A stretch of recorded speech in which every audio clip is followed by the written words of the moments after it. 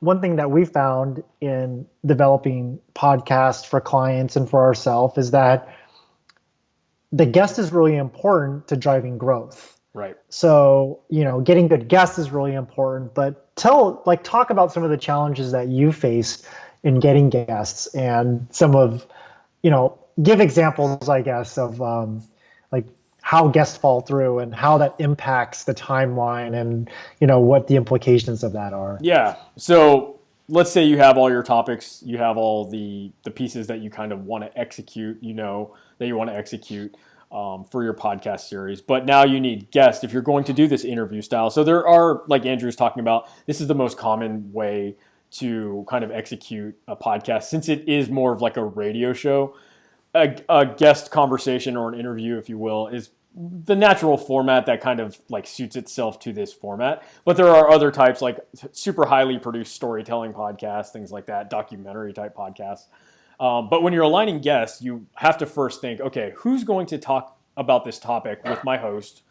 If you're the host, that may be you. If not, you may have another host. But who's going to talk about the topic with the host? What are they going to talk about? And are they available?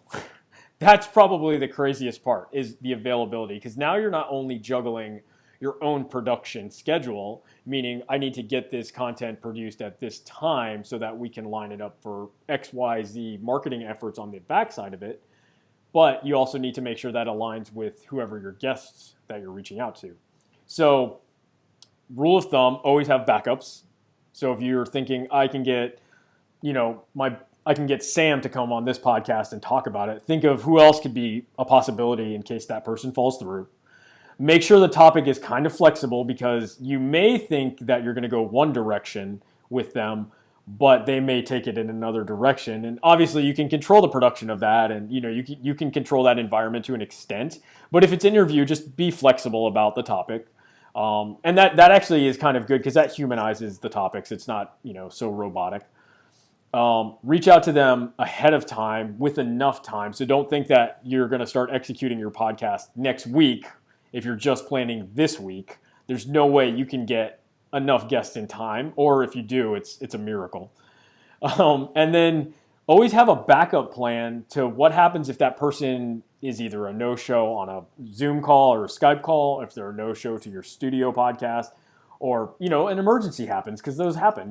We had a client where we had a guest lined up.